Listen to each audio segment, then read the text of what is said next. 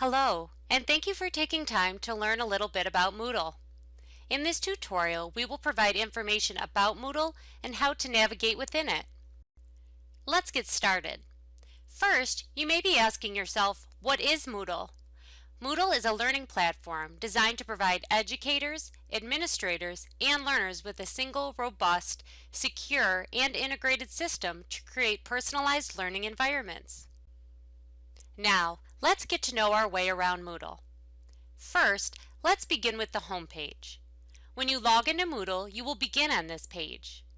This page will display an outline of the course as well as some other important information. Let's begin with the top of the page. You will see words divided by forward slashes. This is referred to as breadcrumbs. Much like the name suggests, these steps will lead you back home or to your starting point if needed. This will also indicate different sections that you have visited and opened that have led to your current location. You can go back to any previous content area by clicking on it in the name located across the top of the page within the breadcrumbs. Now, in the left margin, you will see an outline of the course listed vertically. This will also allow you to navigate to different sections by clicking on the individual modules. This menu also has options that will take you to Wolfware, your Moodle dashboard, the site homepage, the calendar, your files, and your other Moodle courses. Also, you can close this list by clicking on the three horizontal lines, also known as a hamburger, in the top left corner. This will allow you to view your home screen page without the menu. Now, let's look at tools that are on the right margin of the page. In this area, there are a few different tools that will vary from course to course. You may see a calendar within this right margin. This calendar can be used by the instructor to add important deadlines and dates for those participating within a course.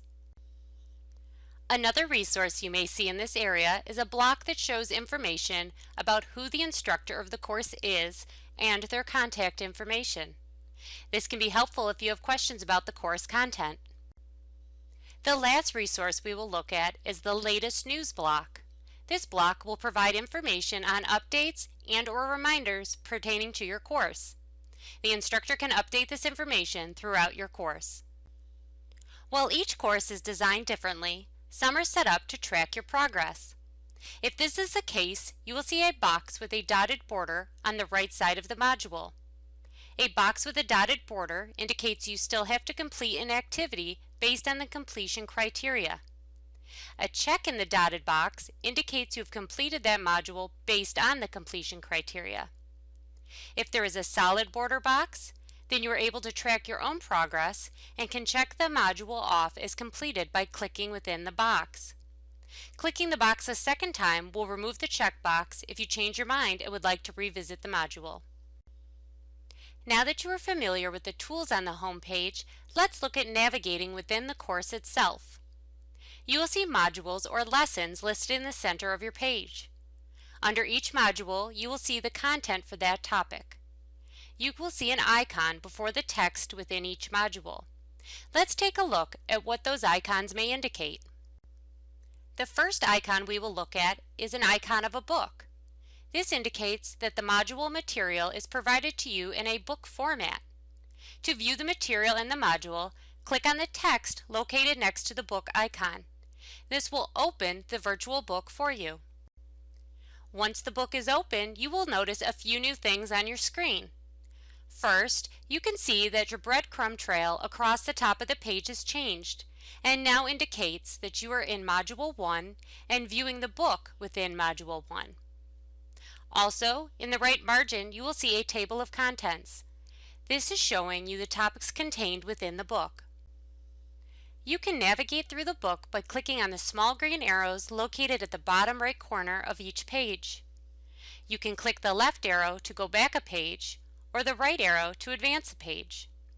There is also a green arrow at the top right corner of the page that will allow you to advance. To navigate within the book, you can also click on the topic listed in the table of contents within the right margin to view it.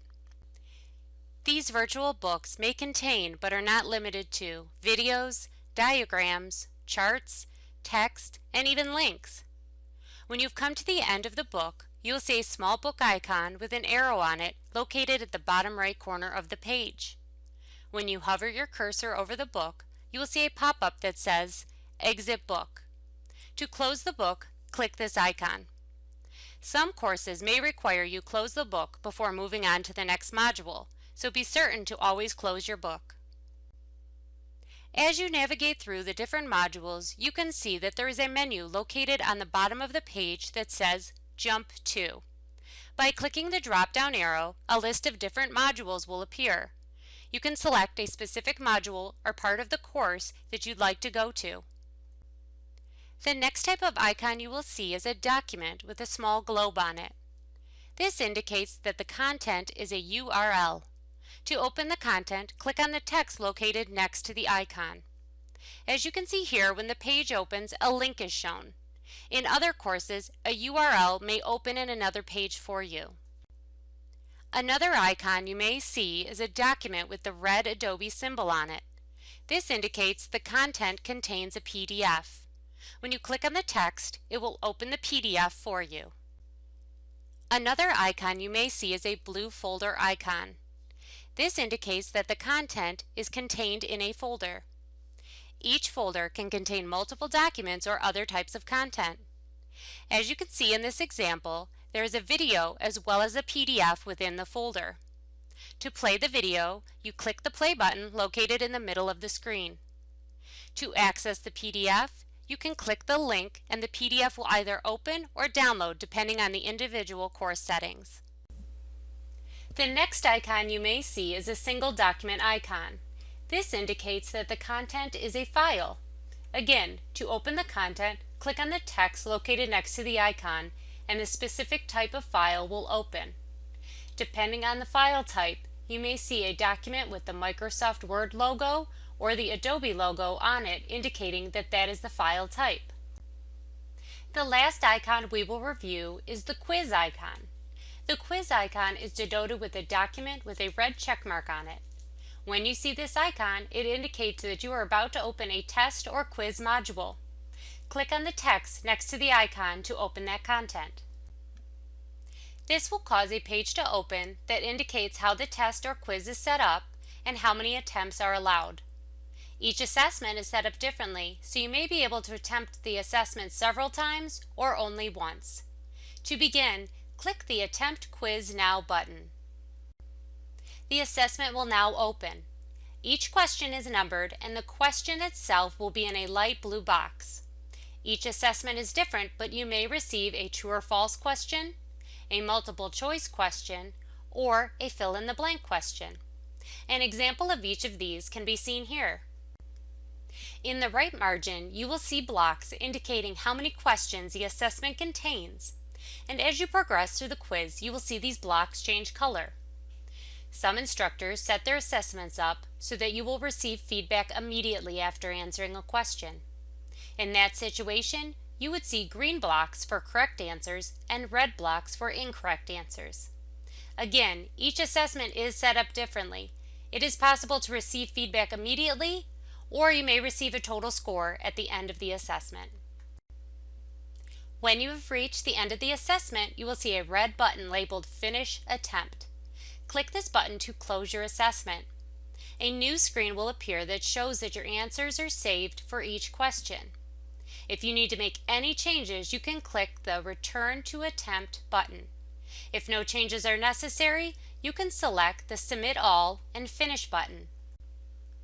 After clicking Submit All and Finish, you will receive a pop-up that will ask you again if you'd like to submit. If you are sure about your answers and do not need to make any changes, then click the Submit All and Finish button. After clicking this, you will no longer be able to change your answers for this attempt, and your assessment will be submitted to the instructor.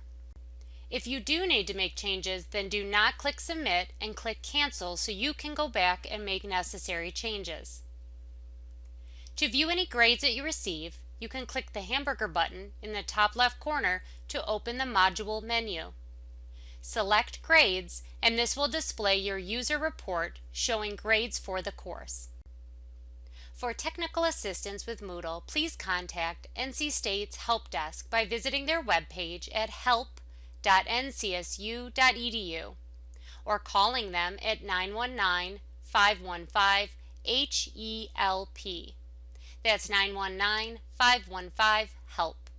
You can also email them at help@ncsu.edu.